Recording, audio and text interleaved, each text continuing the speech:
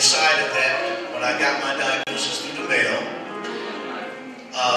there were no medications or any of that, so my first line of defense was mental health. And so I went into mental health, and from there, had to learn how, just like everybody else, to move through the portals of this virus, that with it, sometimes we find that it's complicated, so complicated till we understand that some of our brothers and sisters that have gone before us, the virus didn't kill them, they decided to take their own lives, because there are some portals that if we're not empowered, that we can get caught up in, and life ends shorter than it has to. Everybody understand that? Now, in today's society, you know, it's really about being tested and getting your diagnosis ahead of time or as quick as you can, because early detection is key. And that is what happened with me. So therefore, I've had no opportunistic infections. I've never had an HIV-related illness during my 25 years because I've maintained my care. Everybody okay with that? Okay. So what God has done for me, God has no respect of persons, and God can do it for you. Amen?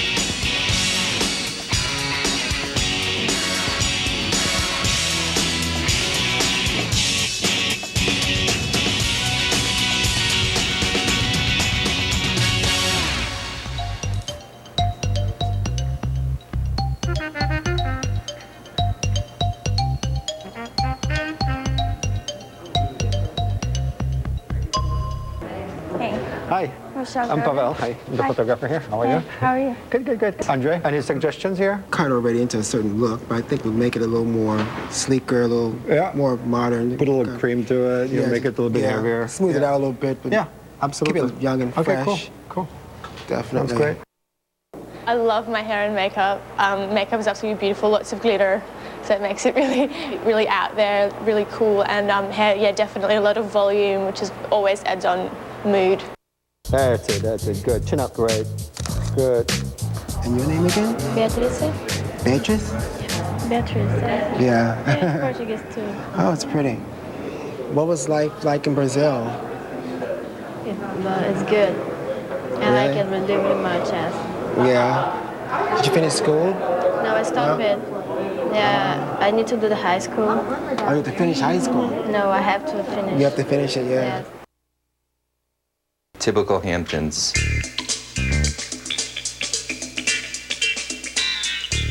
She got like a classic movie star face, kind of. She does. Oh, Diane Smith. Hi, from where are you from? I'm from Slovakia, East Europe. Ah, nice to meet you.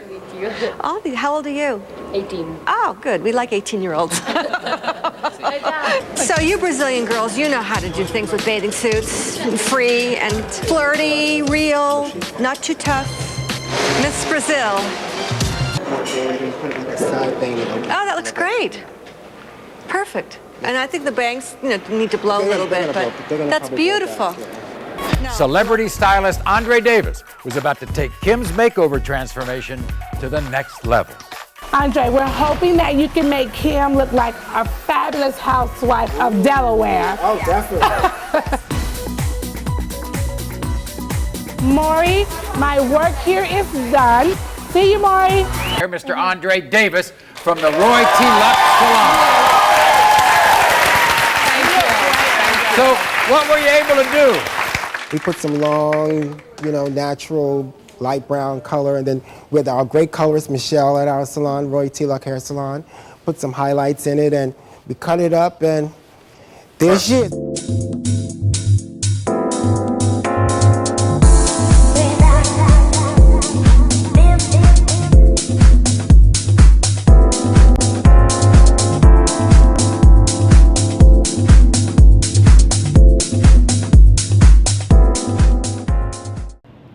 Hi, I'm Maria McDonald, and you're watching Live.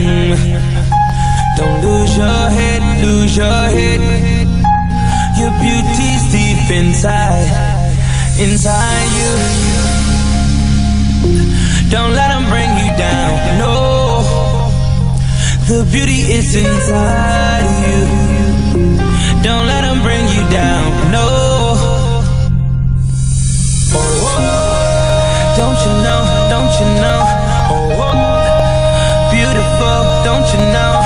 Oh,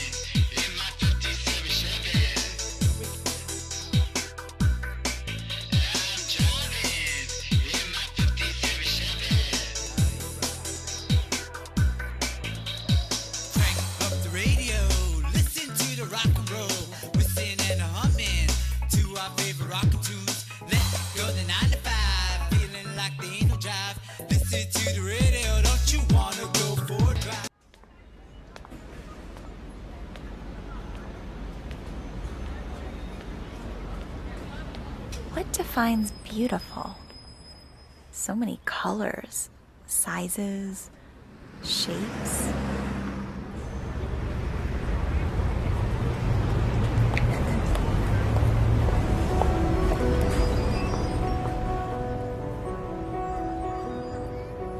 What do men want? What do women want? What do we want?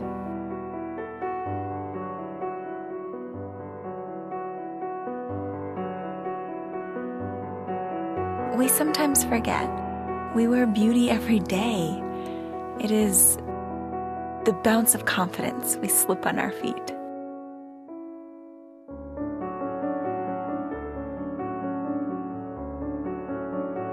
The drape of a smile after self-discovery.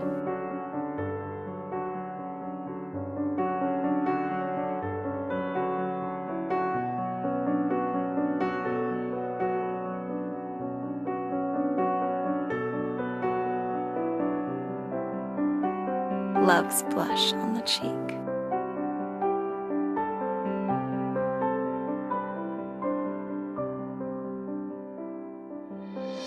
The color of experience.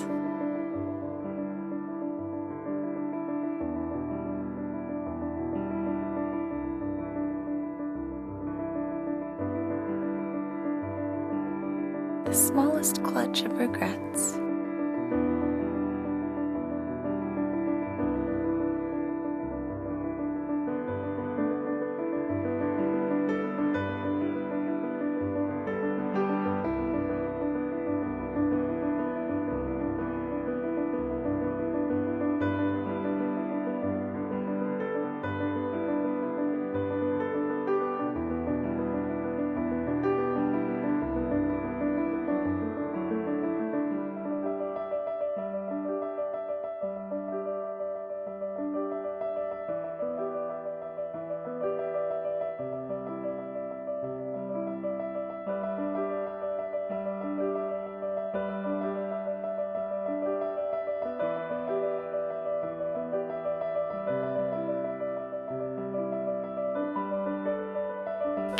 anyone else see it?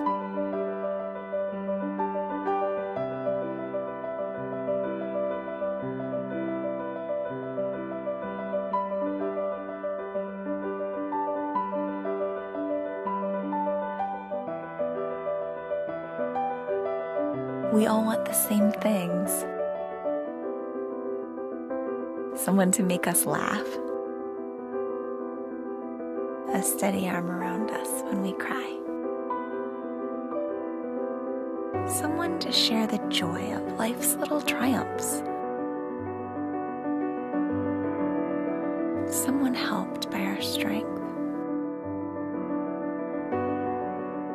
Someone to complement our weakness.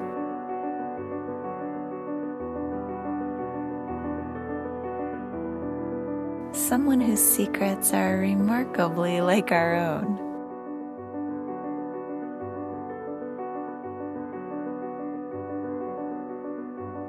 We want to be loved. Not for who we could be someday. Not for who we wish we were. But for who we are right now.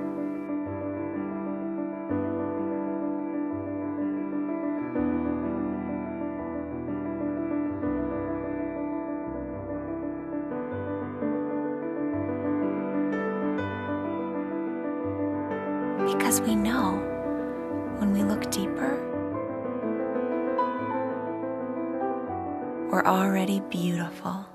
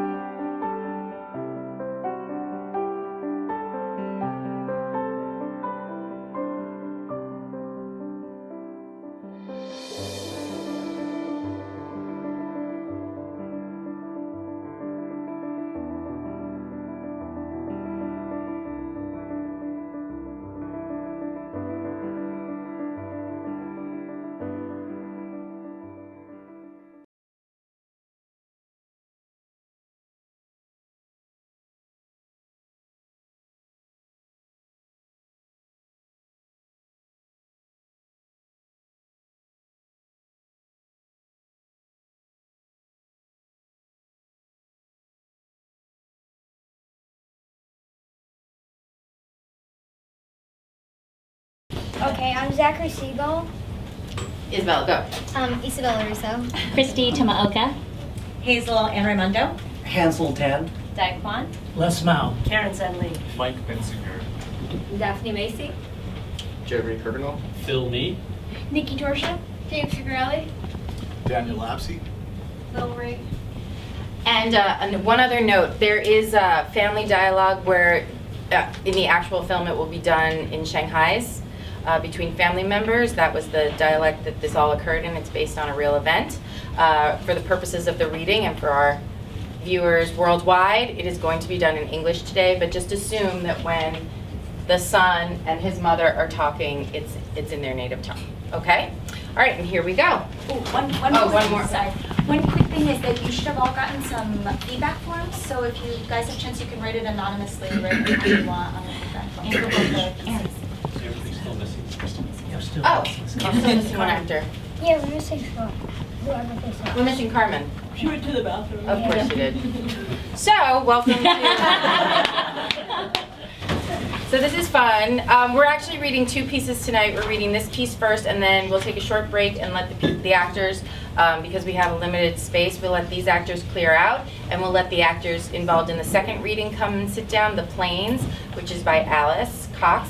And that's a very accomplished and adroit cast as well, which we're very excited about. And that piece will be reading about 30 to 40 minutes of a screenplay that's completed, but because we have 2 pieces up tonight, we're only reading a certain amount. Is Carmen back yet? Hey, Yes, she's back. Characters. Oh. Oh yeah, that's a good one. No, you know what? It's okay. Well, what you need to know is the main character is older Josephine. She is in a nursing home. She's been placed there by her son. And we'll just take it from there, okay? And here we go. The Opposite of a Fairy Tale by Jennifer Baby Yan. Nursing home, hallway, day. Celeste, a black social worker, walks past an open door and sees older Josephine, Chinese, 80s, sitting in the dark, alone, on a bed, holding a photo album. An easel with a beautiful painting of young Andrew is next to the bed. Celeste pauses, then knocks on the door jamb. Hi there, I'm Celeste. Are you okay? Did your light bulb burn out? Oh, no. I was just sitting in the dark like a silly old woman. Nursing home, older Josephine's room, day. Celeste enters. May I turn it on for you? Older Josephine nods and Celeste turns on the light. If you're not too busy, would you like to get a cup of tea with me in the dining hall? Yes, I would. Older Josephine gets up, eager to go. Nursing home, dining hall, day. Celeste and older Josephine sip cups of tea. Older Josephine still holds the album. When did you move in here? My son told me I had to. I am his mother, but now he tells me what to do. I always thought I would live with him when I was old. I bought him a big house so he would have lots of room, but now he and his wife don't want me anymore. I'm so troublesome. Just a frail, old, troublesome woman. You don't seem troublesome to me. I never thought I would be old in a place like this. She quickly gets up. I'm sorry. Don't worry. I noticed you have some photos. Is that your family album? Yes. Would you like to see? I would love to. Celeste looks at the photos. Begin montage. Black and white photos of a happy young girl growing up in Shanghai, China throughout the 1920s and 30s, and then transform into film footage of a child Josephine, 3 years old, running through a yard laughing, slowly morphing into colored photos of the young Josephine marrying in the 1940s. We see silent scenes of 1, wealth and privilege in China, and 2, joyful family scenes, picnics, etc. Once upon a time, there lived a wise and wealthy, witty and lovely girl. She lived in a great mansion with her family and servants in a land called Shanghai, China, and she had everything her heart desired. Her days were full of school lessons and laughter, family and friends. One day, she met a young poet, and they got married. They lived together in a beautiful manner, with their every wish attended to. Now, both of them were so smart, they were able to take a special exam and scored so highly that two prestigious colleges in a far-off land called the United States of America accepted them. End montage. Mansion. Josephine's painting room, day. Young Josephine, Chinese, 20s, paints a picture of young Andrew, Chinese, 20s. It is the start of the picture on the easel in the present-day nursing home room.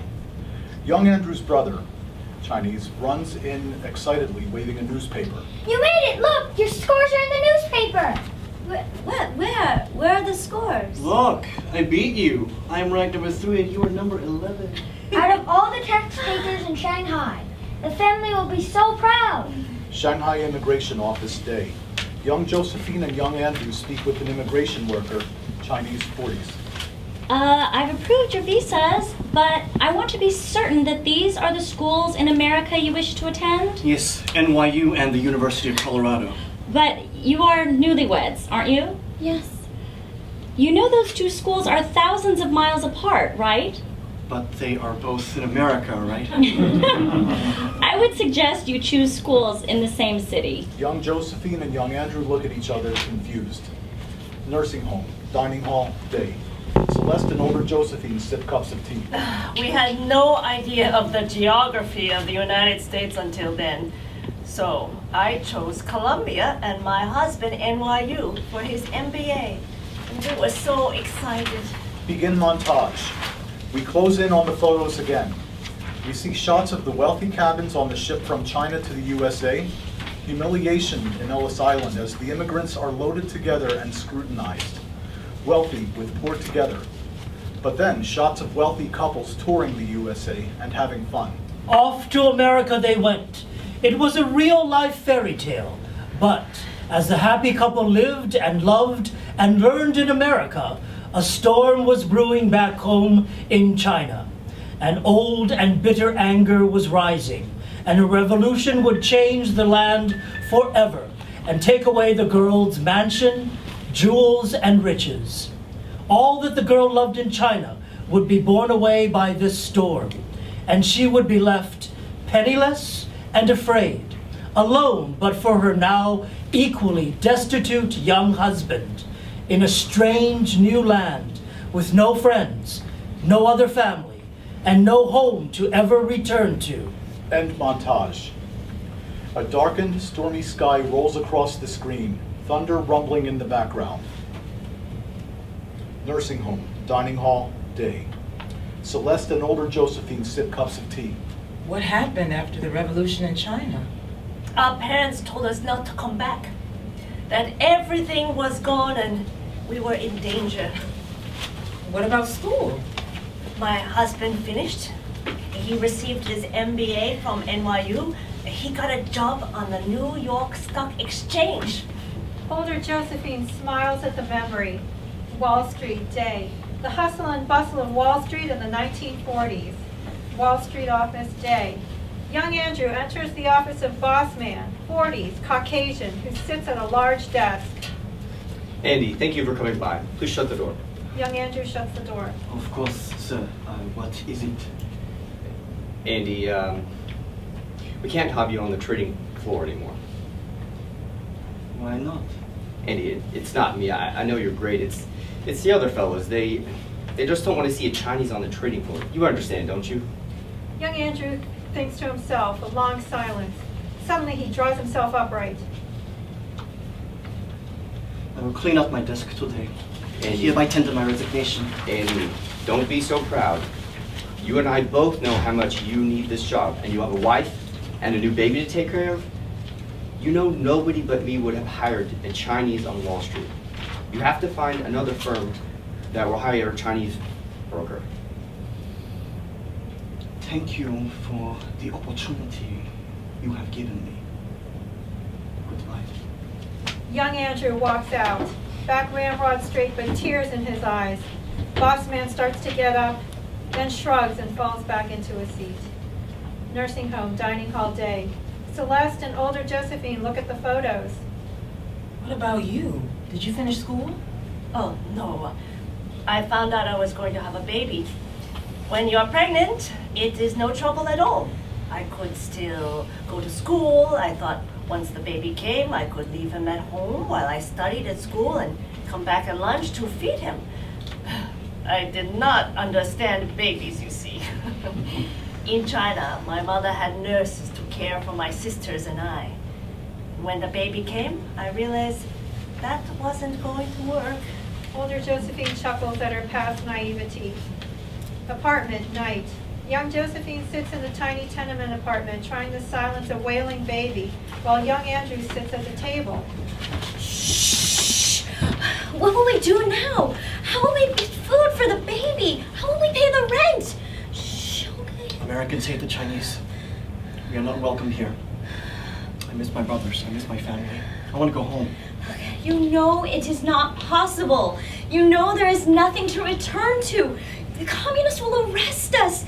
You'll never get to see your family, your brothers. Your family home is gone. I must try. We must try. We must go.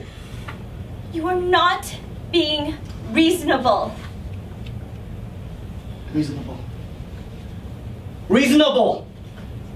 I am not allowed to show my face on the training floor because I am Chinese. He jumps up from his chair and knocks it to the floor. We are leaving, and if you choose not to come, I will take the boy with me.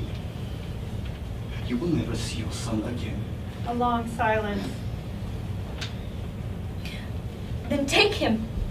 Take him back to China where he can be a little communist. But I will not go with you. Young Andrew tries to speak, chokes, realizes she is right and begins to sob.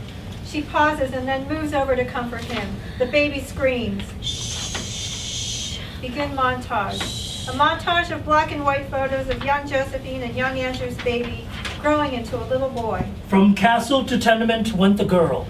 Her husband found an administrative job, and she taught English to Chinese immigrant children and made paintings for wealthy people. They worked long hours to pay their rent and put food in their bellies and that of the little son they had, born in America.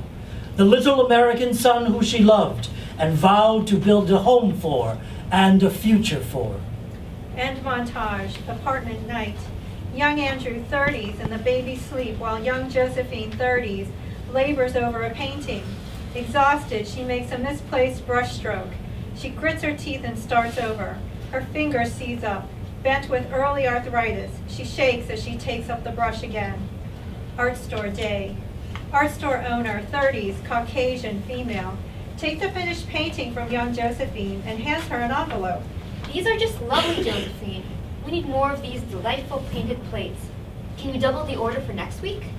Young Josephine smiles as she hides her arthritic fingers behind her. Yes, of course. Art store owner nods with satisfaction. Tenement Street, day. A group of 3 white boys, all 8, chase a Jewish boy, 8, who runs for his life. Walking down the street, young Josephine sees this. Jew, Jew, ugly mole, stick your head in a garbage hole. A young Jewish mother opens a door holding a broom, and Jewish boy runs inside. White boys are perturbed. Dirty Jews. Yeah. The Jews killed the Jesus. All 3 white boys throw rocks at the door. Tenement Street, later. White boys chase Josephine and Andrew's young son, now 8, who runs for his life. Go back to China! Go back to China! Young Josephine opens her door and young son runs inside. White boys throw rocks at the door. Young Josephine reacts with horror. Tenement Street, later. Young Josephine, with young son in tow, knocks on the door of Jewish mother. Jewish mother opens the door, her son by her side. Hello. We are neighbors. I could not help but notice, but the same boys that were beating my son and yours. The Jewish and Chinese people, we don't beat each. Perhaps they'd be safer together? There is strength in numbers. I think that's a very good idea. She gently pushes Jewish boy out the door. Lawrence, you go and play with this nice Chinese boy. Young son and Jewish boy look at each other with suspicion. Tenement Street, later. Young son and Jewish boy happily play together. Young Josephine walks out, looks at them and smiles as she leaves. Apartment day. Young Josephine and young Andrew stand before young son, who is clearly upset. But I don't want to move to New Jersey. I have friends here. You will make new friends in New Jersey. No, I won't. It's not fair. Young Andrew slaps young son, silencing him. Apartment day. Young son cries as young Andrew and young Josephine pack up the apartment. Apartment day. Jewish boy watches as young Andrew, young Josephine, and young son drive away. Tenement Street, laundromat, day. 2 Chinese boys play outside. They go silent as a Jewish boy shyly approaches. Hi, I'm Lawrence. After a moment of hesitation, the 2 Chinese boys smile. Nursing home, dining hall, day. Older Josephine and Celeste finish up their tea. The years went by so fast, and my son got married and had children of his own. One became a doctor, which my husband had always wanted to be. And we saw him less and less, but we still love him. And we bought him a big home and everything else he desired. Older Josephine remembers with pride. House, kitchen, day. Older Josephine and older Andrew speak on the phone with son, now an adult. The parents both share the phone receiver and are all smiles. Hey, thanks for the down payment, Dad. It's your house, too. Anytime you want to visit, you can. Older Josephine and older Andrew look at each other and smile. Hospital room, day. Older Andrew, now frail and ill, lies in a bed. Grandson 20s, half Chinese, half white, a preppy know-it-all, stands with a distraught older Josephine. Sorry Dad couldn't make it, Grandma, but he's busy. You know how it is. I'm pretty busy myself now with my residency and all. I think he would want to fight this. Can we not get him surgery to remove the tumor? I mean, why does he have to be in hospice? Grandma, I'm a doctor. It's all about the QOL now. He's an old man. There's nothing more we can do. I don't understand. What is a QOL? Annoyed grandson looks at her and shakes his head. Black screen. The woman's husband, that proud banker poet, who she loved so much, died, and while she grieved, her son took away her bank accounts and her house and moved her into a nursing home.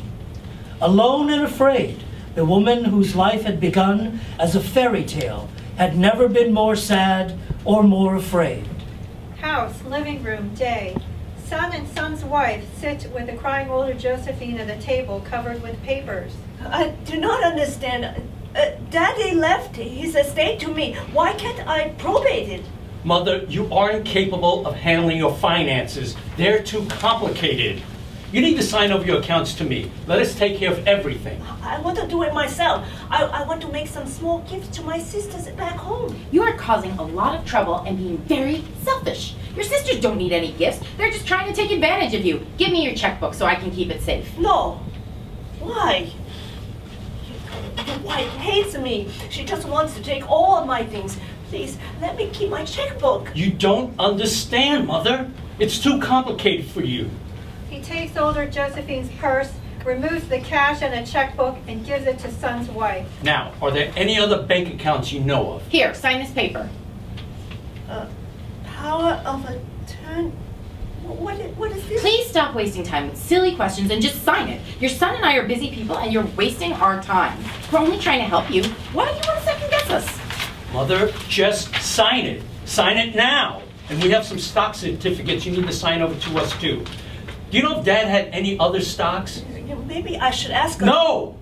Don't ask anybody about this. It's shameful for you to keep refusing to cooperate with your son and daughter-in-law. Sign it! Dad would be so disappointed in you trying to keep his money for yourself and not taking care of your family. Now stop making trouble for everyone!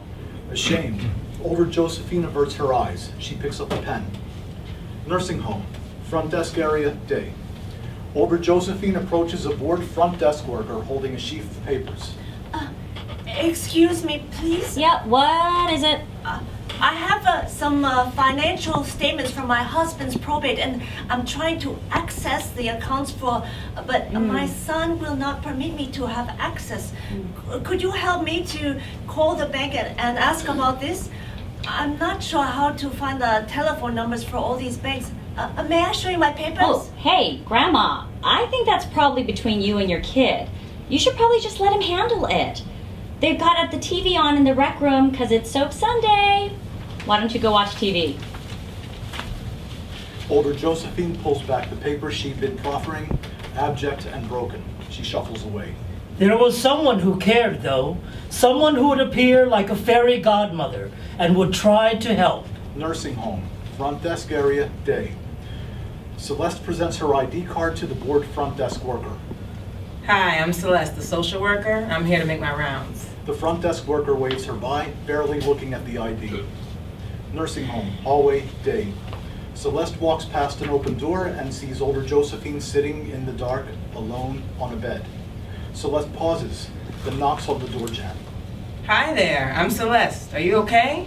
Did your light bulb burn out? Nursing home, day. Celeste and older Josephine pore over older Josephine's photo album. Your story is incredible. It is the opposite of a fairy tale, isn't it? Doesn't have to be. Why don't we talk to someone about it? Older Josephine suddenly stands. I must go now. It's time for bed. Of course. course. May I come by and see you again? Have some tea? Yes, I would like that. Good night. I must go back to my room now. Older Josephine exits the dining hall. A worried Celeste watches her go. Nursing home. Older Josephine's room, day. Celeste comes to older Josephine's door and sees her drawing with a pencil on a torn napkin. Hello again. Oh, hello, Celeste. It's so nice to see you. What are you doing? Oh, drawing. I used to be a very good artist once. May I see? It's beautiful. Do you usually work with pencil? No, I used to paint. This is all I have to work with now. You know what? My daughter paints too. She has a lot of extra paper and paint brushes. I'll bring you some next week. Oh, thank you. No, but no, I don't want to trouble you. It's no trouble at all. It's my pleasure. You know, I thought I remembered seeing an easel here before. What happened to it? My son and his wife took it away because they said I was bad. Older Josephine looks down in shame. Celeste puts her hand on older Josephine's shoulder to comfort her. Nursing home. Front desk area, day. Older Josephine uses the phone at the front desk.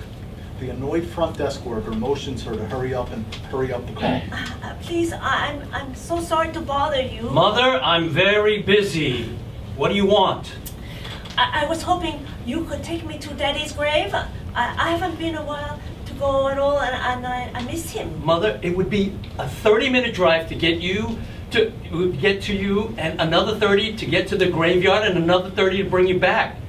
You're being completely selfish to ask that of me. Try to consider someone else beside yourself for a change. I don't have time for this. I have to go. He hangs up, leaving only a dial tone. Hello? Hello? The front desk worker grabs the phone receiver, listens, and hangs it up. Line's dead, honey. Why don't you go watch TV? I think they're showing some movies in the rec room. Okay? Fighting tears, older Josephine walks away. Nursing home.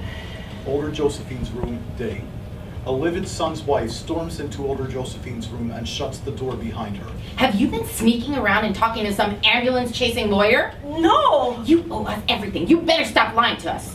Please, I am not lying. We just want you to be happy. What would make you happy? Coming to live with you. It is so shameful to be in a home with these old and crazy people. I should be living with my son in the nice home we bought him. Bought us? You didn't buy us anything. You're not welcome in our home. You'll never be welcome in our home. Yes, we did buy your house. Why are you saying this? Why are you so angry? My husband told me. I know you beat him when he was little. Beat him? We never... Begin flashback. Apartment, day. Young Andrew slaps young son as he cries about moving to New Jersey. And flashback. Nursing home.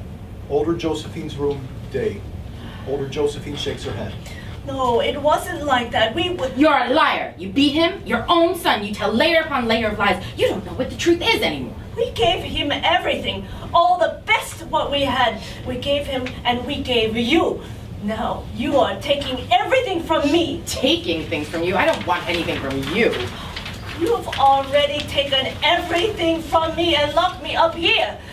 The most important thing in the world, and you have taken from me, my son. He came from my own body, and you have taken him from me. You're a liar. A liar! Say it! Admit you're a liar! Older Josephine says nothing. Son's wife slaps her. Say it! Say, I am a liar! Say it! I am a twisted old liar! Older Josephine cries. Nursing home, dining hall, day. Celeste and older Josephine drink tea as older Josephine cries. I did lie about something, though. I did call a lawyer. I wanted to write a new will, and they found out somehow and made me promise not to. But I'm scared they will take everything from me.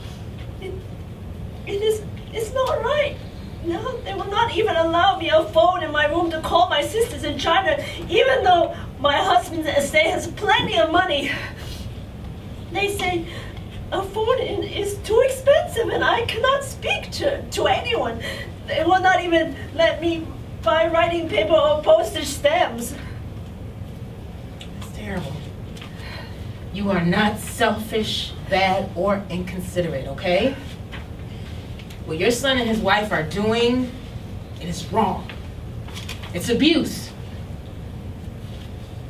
You know, we could write a report together, and I could look into this for you, if you'd like. That's my job, you know.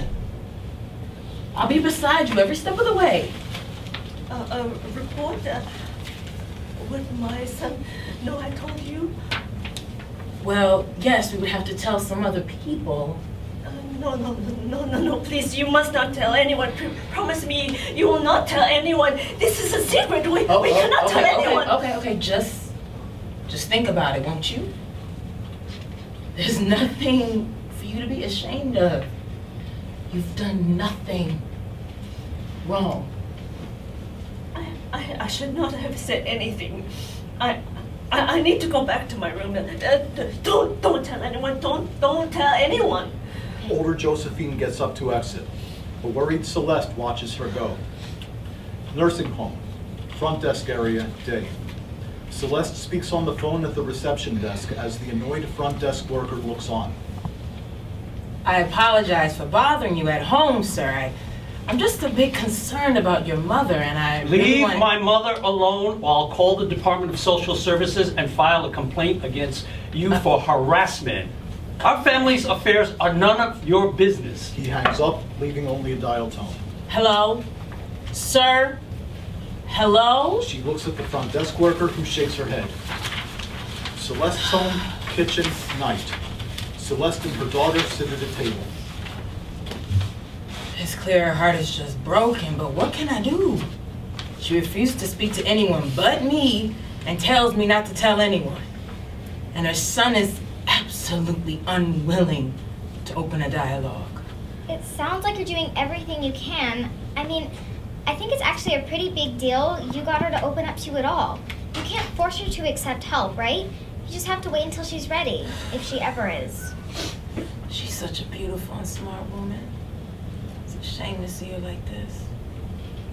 I told you she was an artist, right? Yeah, I totally forgot. You wanted some of my art supplies for her. Why don't we bring some paints and stuff to her tomorrow? You can introduce me. That's a wonderful idea. Who knows? Maybe we'll be able to convince her to relax. Let me get her some help. Daughter nods. Celeste smiles at her own plan. Nursing home, hallway, day. Celeste and daughter, both carrying art supplies, walk up to older Josephine's door. The room is dark and empty.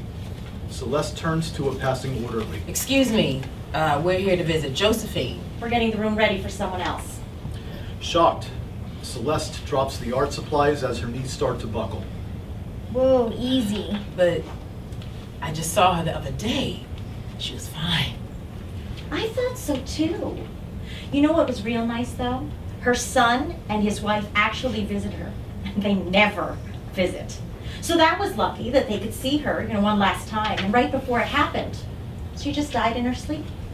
It happens. Her son came back right away, and he and his wife cleaned out her room. They already sent the body to be cremated and sent the will to probate. I wish all of our clients' families could be this fast and efficient. Efficient? Or maybe greedy and in really bad taste. I have to get going. Have a nice day. The orderly walks off. Are you all right? Listen, you couldn't help her. She had to admit she needed help and she needed to stand up to her son. You couldn't do that for her. That's easy to say and hard to do. It was her son. She loved him. She wanted people to see her having a happy family, not a broken one. Mom, she was being abused. And she was ashamed. Just like victims of physical abuse or sexual abuse, it's hard for people to admit when a family member is hurting them, especially when that hurt is psychological and financial. They don't feel it rises to the level of abuse. I can't believe I never got a chance to give her those paints. She had to draw on napkins with with an old pencil. You tried. You did your best. You were a friend to her. She knew you cared, and that means something. I didn't do enough. I didn't do enough. Black screen. White text rolls up the screen, which the narrator reads. Elder abuse is real. It is defined as intentional actions that cause harm or create a serious risk of harm, regardless of whether harm is intentional, to a vulnerable elder by a caregiver or other person who stands in a trust relationship to the elder. It includes taking away a person's control of his or her finances, emotional and psychological abuse, and neglect. Data suggests that female elders are abused at a higher rate than males. Elder abuse among Asian communities, in particular, is understudied and underreported. Abused elders of Asian descent, especially women, are frightened to come forward, not wanting to disrupt the family unit or bring shame to the family. To combat elder abuse, consider volunteering at a local nursing home. Teach others about what elder abuse is and how to recognize, prevent, and address it. Solutions can range from restraining orders, conservatorship, involvement of multiple agencies, and seeking family and community resources. If you or someone you know is being abused, please call for help. It is not your fault, and you are not alone. Black screen. Logo. Elder abuse is a violation of human rights and a significant cause of illness, injury, loss of productivity, isolation, and despair by the World Health Organization. Text. New York Asian Women's Center Help. Hotline 1-888-888-7702. National Center on Elder Abuse Administration on Aging, www.ncea.aoa.gov. Next. This film was made in memory of Josephine Chuch Lu Yan, 1923 to 2013.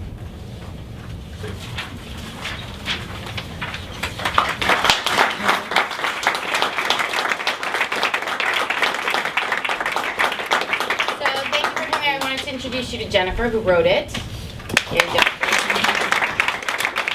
just wanted to say thank you to our remarkable cast who really brought it to life in like a very real way, and they were all crying.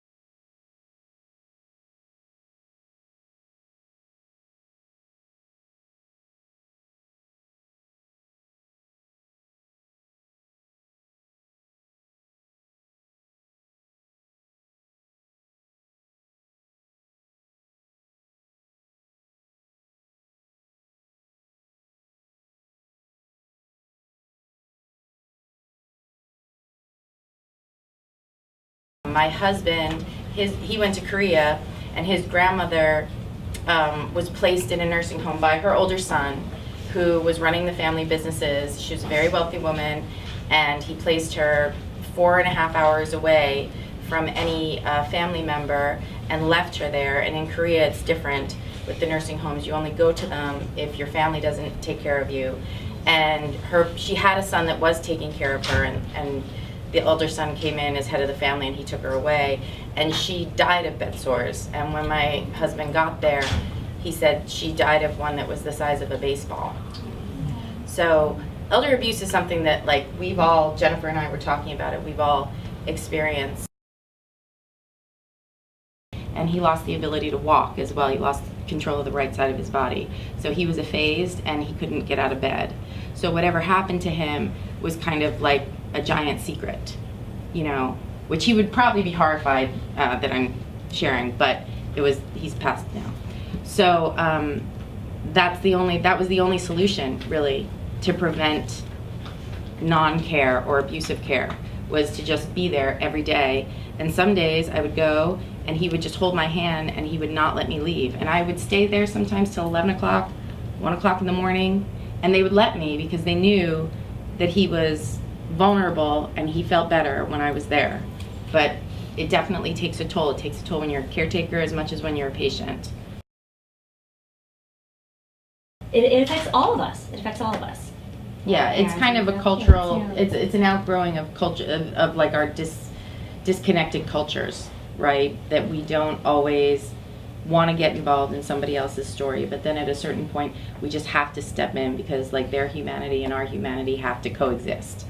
So you just try and take the best care you can, especially if you're a family member. But if you're not a family member and you see something going on, then it's almost imperative to say something. Although it's very common, as Phil's character, to react with like, I'm gonna sue you, I'm gonna harass you, because you know the person that's in charge is being threatened and they don't want to be threatened. You know, even though this is a very common problem, it's a very hard thing to share a personal story, and it's a very hard thing to go through. An amazing job, like the actors are so good. But if the more that we put it out there, the more that we just open up and we just create a dialogue, then the more able we will be to combat it, and the more able people like Josephine will be to be able to say, hey, you know what, actually, Celeste, I do need help. Like, help me.